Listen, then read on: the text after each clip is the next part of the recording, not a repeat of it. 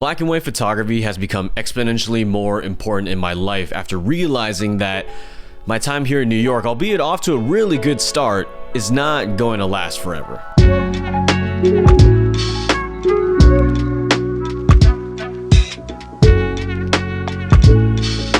So I got 195 work prints, all 4x6 of the work that I've done over the summer involving anything remotely basketball. And I got it narrowed down to, actually, I don't know how much this is now.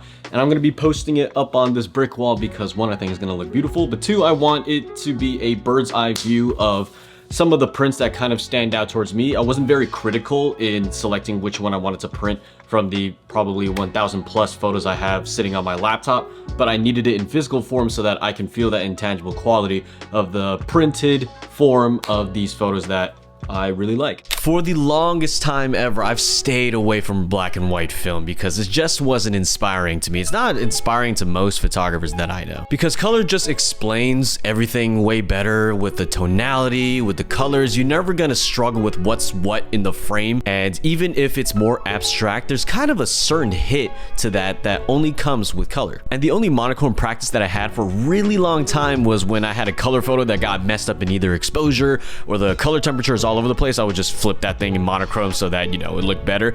Don't act like you've never done that before. Some of my favorite photos were shot with beautiful warm tones and a palette that is synonymous to season of nature sometimes. But as of late, all the work that I've been doing ever since I moved here and with all the creative goals that I have for myself now, black and white photography actually fits that way more. And in fact, it has saved my creativity and saved me from making a lot of erroneous decisions that would have otherwise hindered my growth.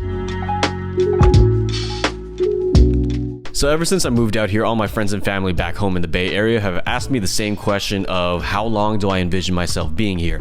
And I've had different answers because I really don't know how long I want to be here. But one thing for sure is that I can't see myself as a lifer. And because I can't see myself as a lifer, as a photographer and as a creative person, I just thought that it would be a really wise decision to start investing in my personal documentation and my experiences here. So a part of the development for my artistry is to study other artists in my discipline, similar ones, or even completely different genres.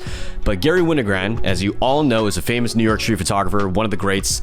His apartment actually was a really interesting detail that I heard about in my studying of him.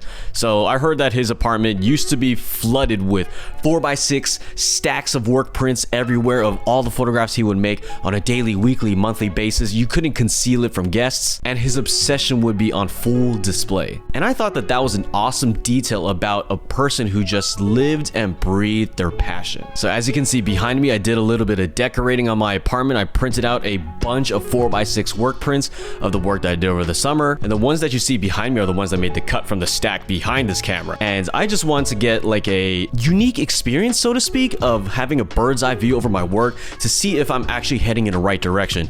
But the feeling that I have right now is that it feels very historic. Like these photos are starting to age really well, at least in my opinion. It's like this confidence in knowing that whatever I'm getting now, I'm going to love it even more years down the line. There's a side of this that's very selfish of me wanting to just record my personal history here because people come and go in New York City. It's transplant station. I'm a part of that. The people that I know and the memories that they have and the ones that they're gonna make, they're gonna be able to carry that with them to the next spot that they go to when they leave New York. And they're gonna have these photos, these videos that serve as evidence of this beautiful time in their life, being in the greatest city on earth. And I wanna have that sort of wealth of experiences and physical evidence that I can bring to the table that this was an undeniably beautiful chapter of my life. There's little bits with my friends and what we were doing, and I try to photograph it in a way that I want to remember it and how I felt in that moment. So that's one side. And then there's the other side of the streets.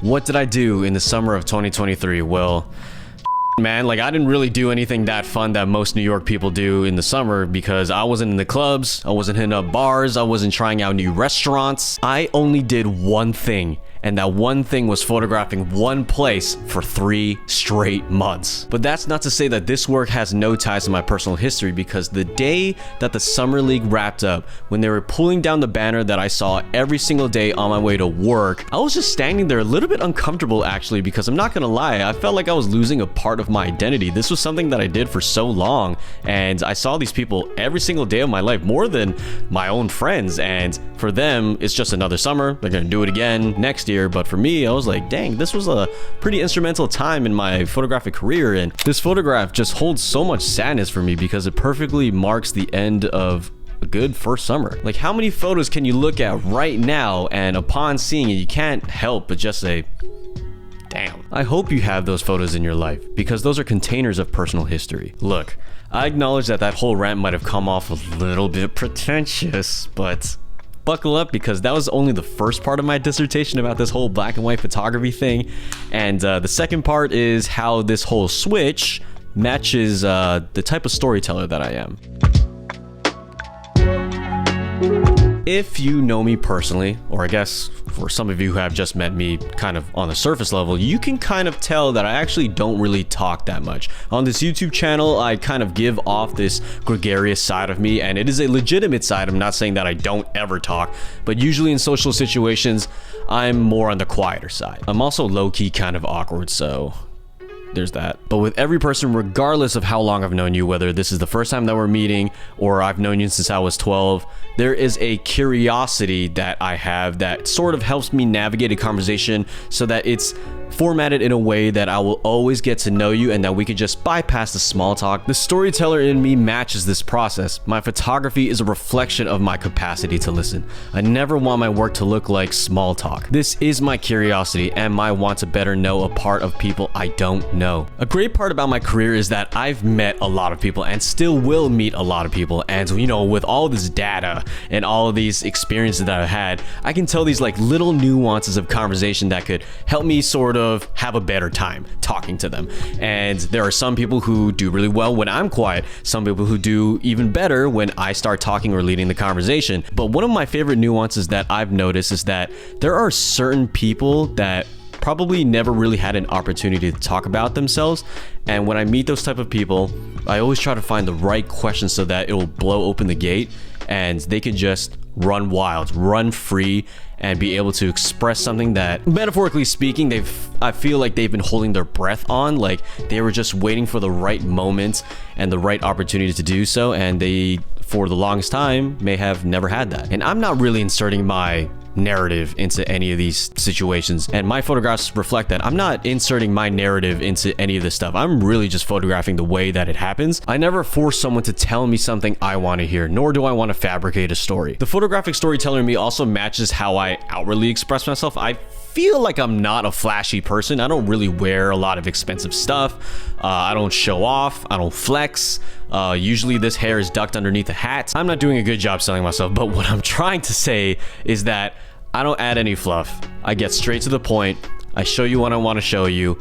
This is me, and it's very much, you know, straightforward. Kind of bringing this back and wrapping it to the title of this video. I know that I'm not going to be here forever, and I know that there's just so many beautiful people, 5 boroughs, all that stuff. I want to try to bottle all of these stories that I can get my hands on. When that time comes that I have to move back to the Bay Area, because I feel like that'll ultimately happen in my life, I will have so many photos bursting at the seams in my new home that you can't not notice that I was outside and that I was getting to know people and that I was really trying to get connected and get rooted in this place. I feel like personally I gain a little nugget of wisdom from every single person I come in contact with here, and it just makes me so happy that photography grows with that as well. It's just a direct correlation to that. That's why I feel like all of my black and white photos feel historic to me. That's why I feel like they age so well, is because